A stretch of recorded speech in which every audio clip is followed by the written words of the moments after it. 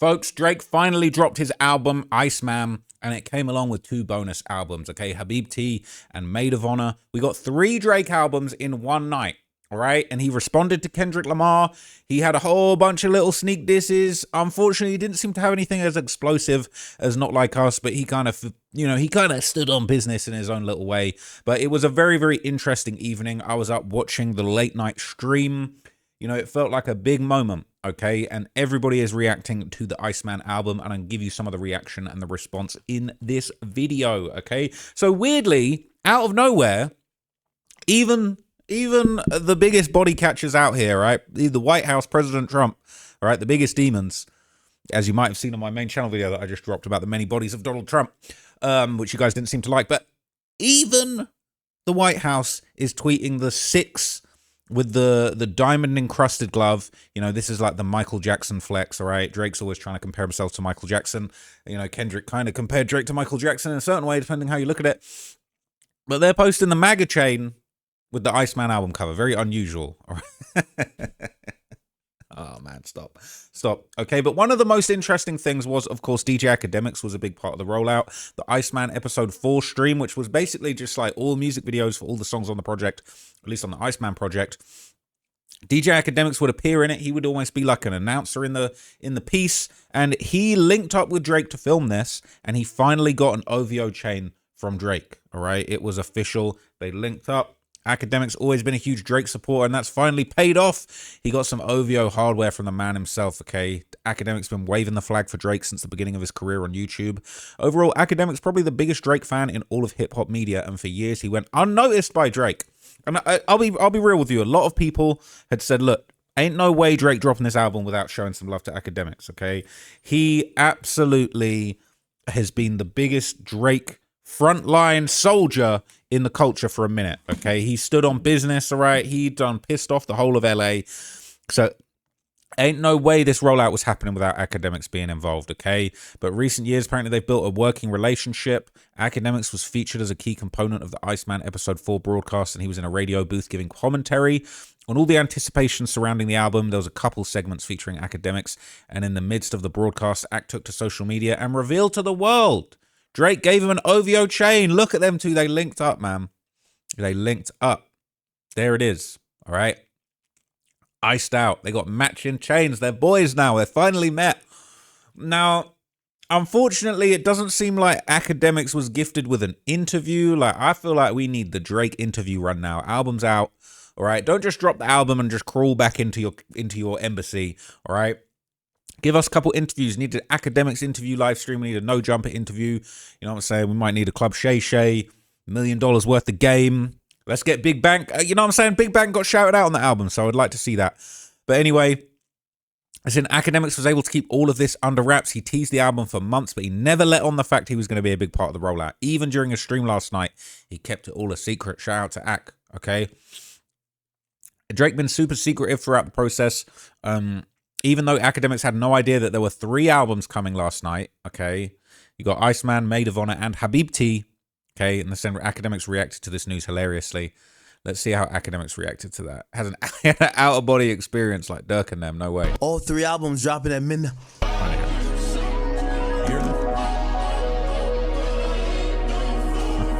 All 3 albums dropping at midnight. That is hilarious. All 3 albums dropping at midnight. Damn.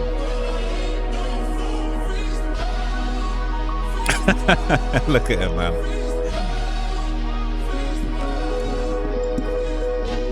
Wow. What the hell? What the helly? Okay. So Akademiks will talk about his experience being involved in this rollout on stream. He would give his thoughts on it. Okay. He said Drake personally flew him out to Toronto, and I see Ak on the private jet. Ak says Drake warned him he might see some things that could compromise him as a fan. He claimed he refused to hear any album details because he wanted his stream reaction to be genuine, and he revealed that Drake gifted him an OVO chain during the trip.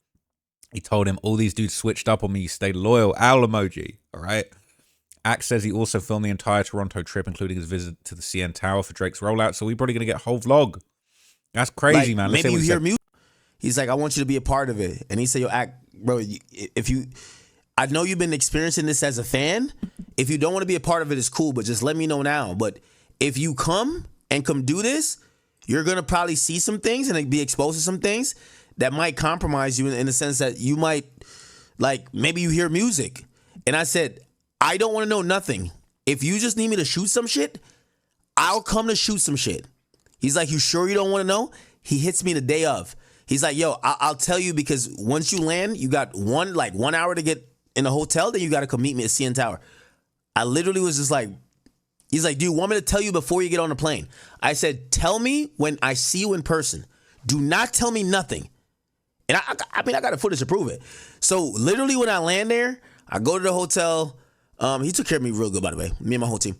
We get to the fucking CN Tower. He explains to me in like about 10 minutes, like, this is what I want you to do. This is my vision. And I'm like, what the fuck are y'all doing? First, I've never been to the CN Tower. I did my part. I did about maybe 6 takes. I think I did about 6 takes. And he's like, yo, only thing he's like, do you want me to tell you the whole thing? I said, no, do not tell me. He said, all right, only thing I'm gonna let you know, in how I'm planning it, you're at the top of the episode. I'm like, what? He said, bro, you don't want to know. And we went to dinner, and I'm riding with him, and he's, we just chopping it up. And he's like, do you want to know about the album, this enter? And I told him no. And really, I told him no, because honestly, I told him, I'm like, I can't fake my reaction on stream. And if I'm going to stream this shit, I can't fake it. So if you tell me exactly what's happening, I'm not going to be able to fake it. You know what I mean? So I'm like, I need to be able to react. And he's like, you sure? And I say, yeah. So I promise you, I did not know there's 3 albums. I did not, what you just seen, I do not know. And then once we got to dinner, we there chopping it up, and I'm just thinking I'm about to take some shots with them. By the way, I don't ask nobody for nothing. You know what I mean? Opening gifts. I don't ever get gifts. Nobody gives me gifts. So I'm like, no, I think it's merch. I'm thinking some Nocta shit. I'm like, all right, cool. He's like, no, you should open it now. I'm like, no, open it later. He's like, no, you should open it now. I fucking start opening it, and I'm thinking it's merch. I promise you. I think it's like some fucking OVO t-shirts. And when I open the shit, right? I open the shit and I see the chain. I even ask him, I'm like, what is this?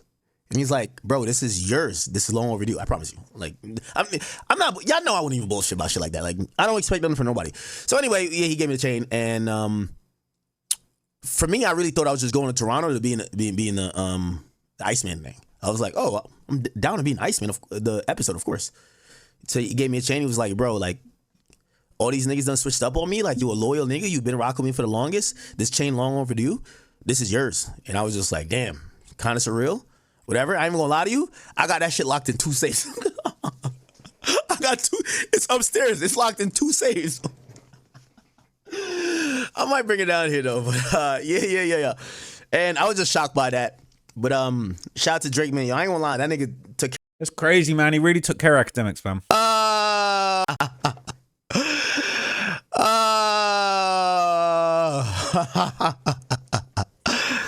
Y'all see it.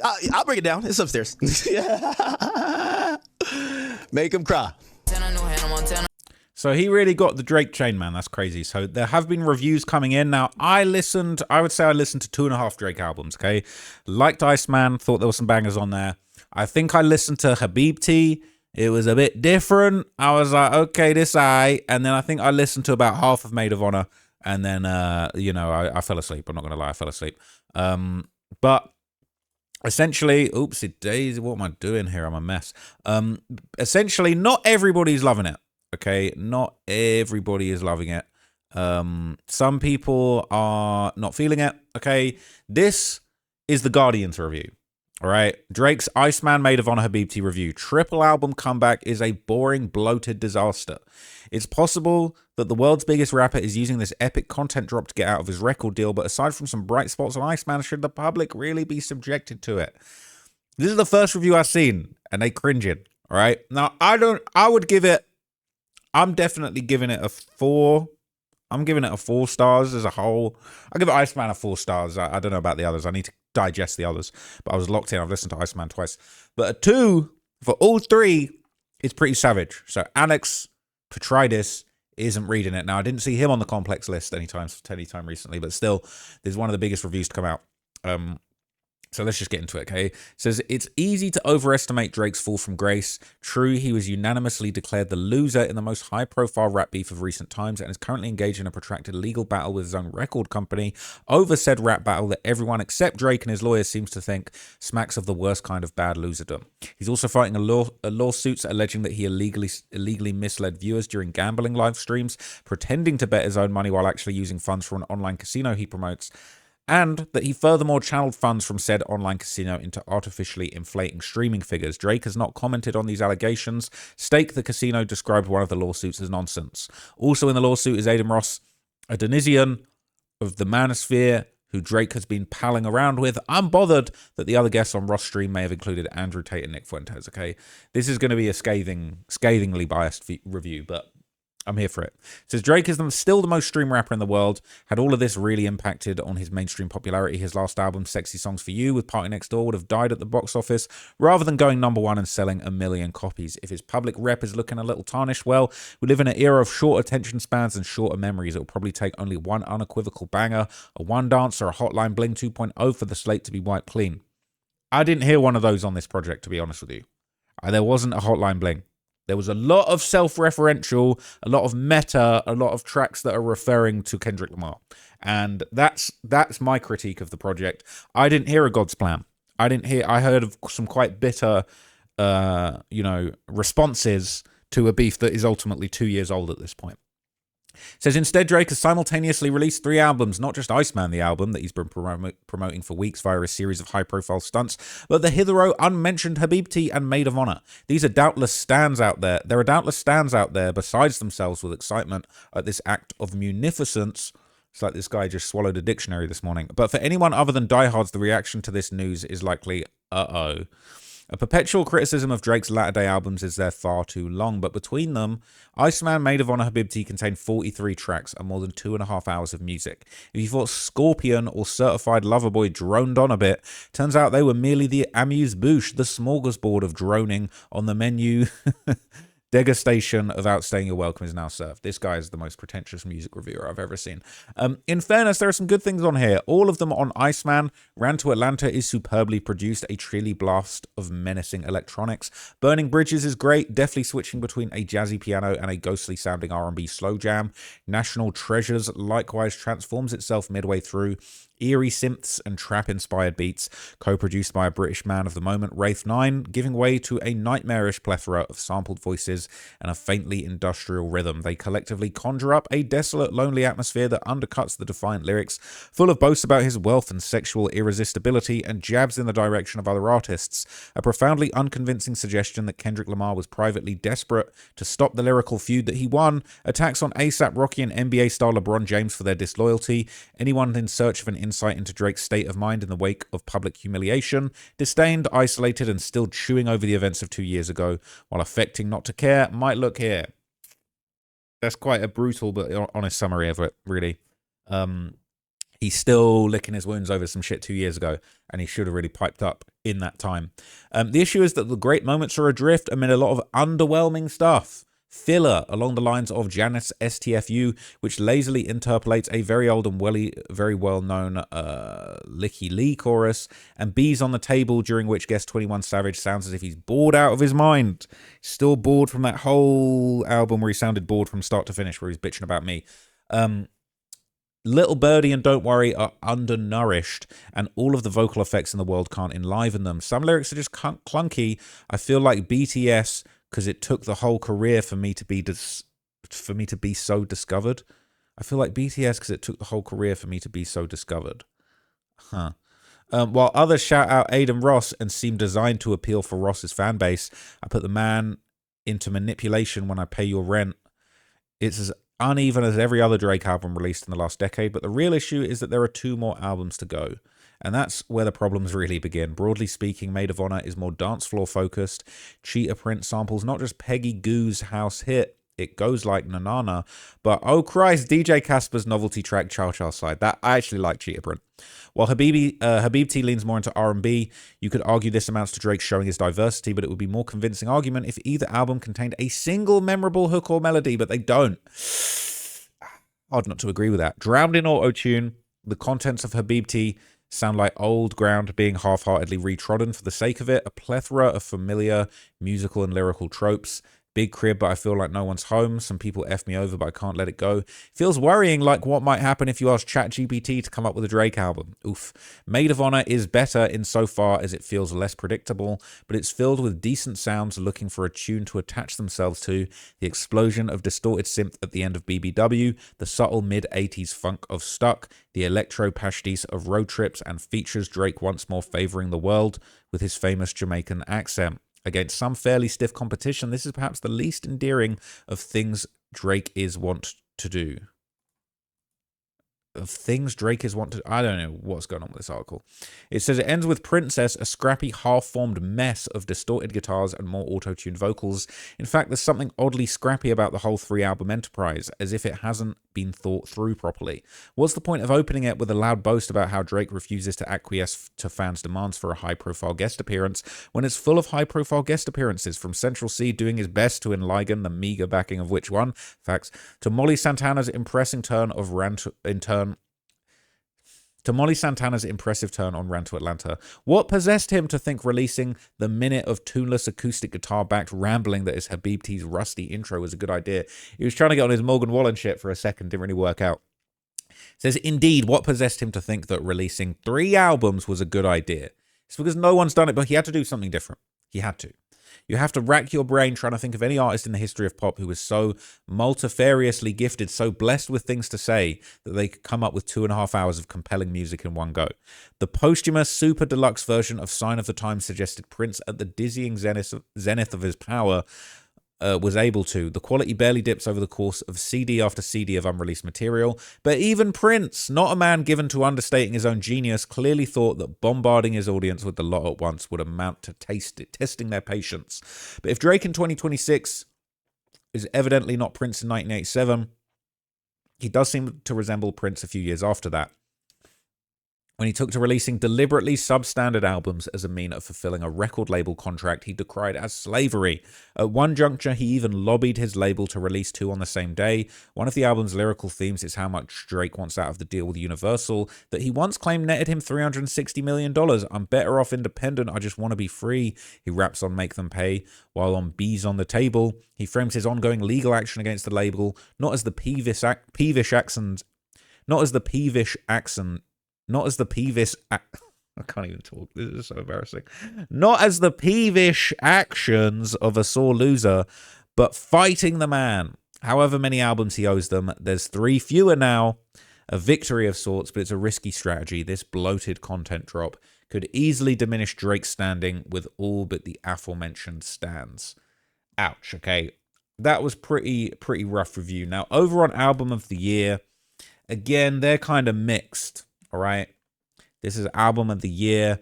The user score came in at 56. Okay. So these are people in the audience. Some people are saying they're not feeling it. The I Am Iceman AI leak was better than 85% of this. He dead said, I'm greater than everybody. Like shredded cheese. This cannot be the man you're going to bat for. All right. Drake's the GOAT out here curing insomnia. Some people liked it. All right. Drake. I don't know. Drake's competing with himself to drop the worst album of the year. The Iceman was a nice man. Now I'm hot and cold. Instead of Iceman, we got 2 more albums. What the F, Drake? Iceman's one of the best albums of 2020. Not high standard. Of the 2020s, not high standard, to be honest. The decade has seen mid and just outright bad. But Iceman delivers one of the best of his decade. Some are feeling him. Some aren't. The epitome of post-streaming, post-consumerist music industry has finally arrived. Endless music with minimal editing to farm maximum engagement through anything but the music itself. A complete disregard for restraint, rewarded for doing so. More tracks, more streams, more noise. Is there even an album hidden beneath the corny writing, sad Kendrick disses, and mindlessly repetitive production anymore? Who knows? Not everyone's feeling him. So over on the various subreddits, people are giving their responses, all right? And I would say it's a lukewarm response, okay? What are your first reactions to Iceman? This is the Joe Budden subreddit, okay? Now, there's a few pot shots aimed at Joe Budden on there, all right? People saying no rating yet, but off the first 2-3 listens, this is a really good album. A full-on rapper Drake album. Yeah, sign me up every time. To me, this hit exactly like what I expect from a good to great Drake album. The other 2 albums almost feel like bonuses at this point. People saying, so judging from the comment section, This album is one of his best in years, mid and trash all at the same time. People saying Mal just creamed in his Supreme big box logo boxes. All right. I really don't like Drake's wordplay. I'm greater than everybody like shredded cheese. I do buy everything like I'm Middle Eastern. They envy me like I'm Nevada. It's that Czechoslovakian over and over again. I can't believe he thought mentioning Not Like Us in one of the song titles was clever in any way. You know, he thought he was being slick with that. Ran to Atlanta. It's a vibe, but I was side-eyeing a lot of the slick talk. Can't be talking like that and suing, lol. That's facts. I don't know, man. It's exactly what I expected, which is not a compliment. All the Make Them tracks with him sending shots and being bitter, which we've already heard before. I did appreciate the Khaled shot. I don't understand why he keeps punching down to talk about Rocky, and that random-ass Tiger diss was whatever. The songs I like outside the real rapid tracks got cut short with abrupt beat changes. Thanks a lot, Sicko Mode. It really sounded soulless. I listened to all 3 albums and that shit was fucking garbage. Straight garbage. Some people saying it's garbage.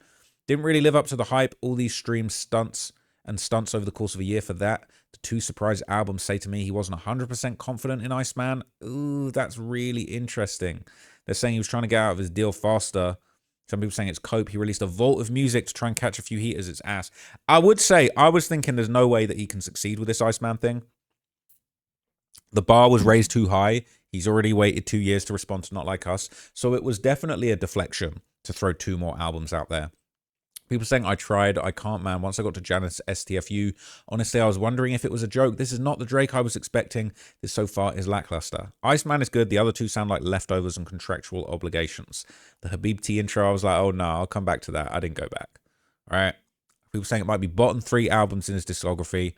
Disappointed. Drake and Future have too many good tracks for Ran to Atlanta to be that weak. Monty Santana has a couple different sounds, and being the female Yeet is the worst one. Wow. Okay. Wow. So let's look at a few more comments. This is also from the Joe Budden Network, right? This is the official review thread asking the thoughts on these 3 albums.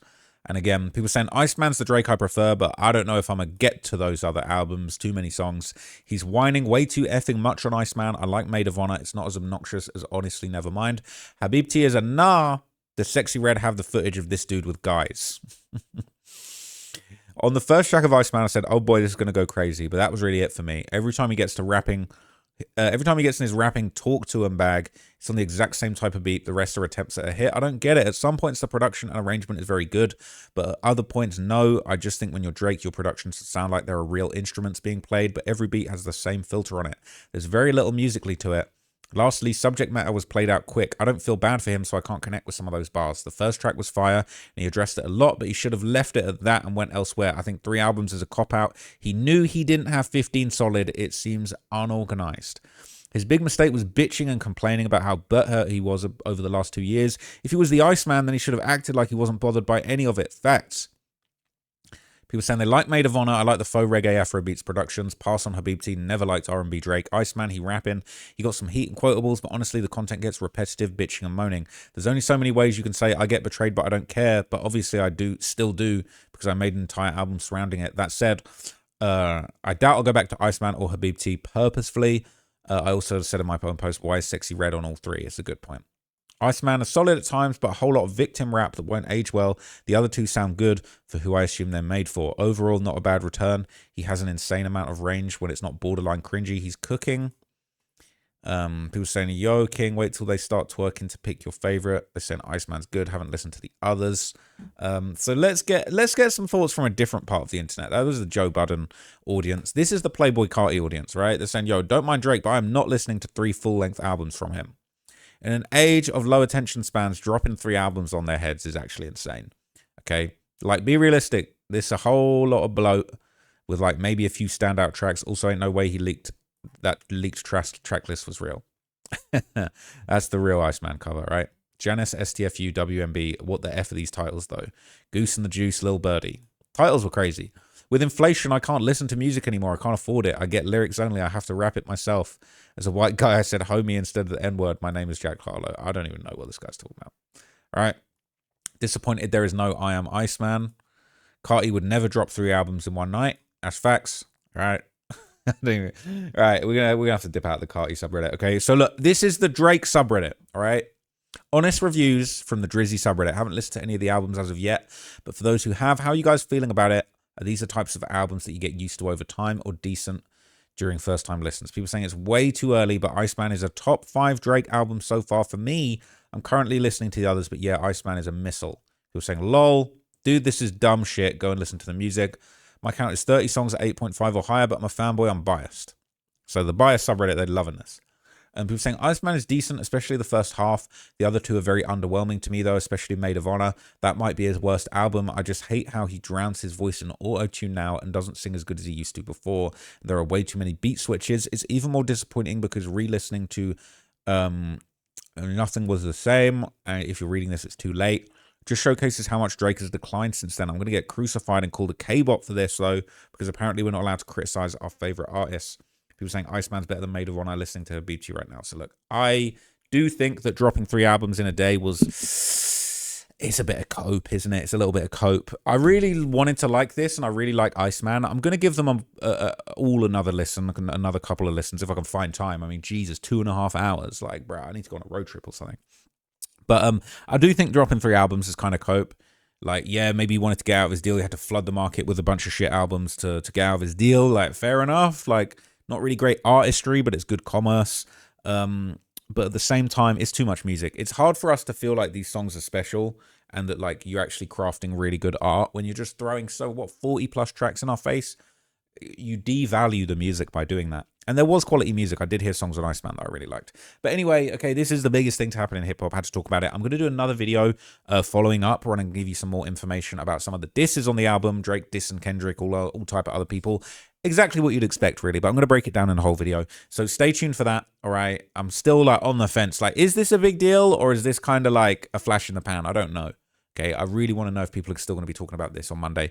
But anyway, let me know what you thought of that video. Okay, I'll be back with another breakdown. There's like a bunch of really random small stories I want to talk about today.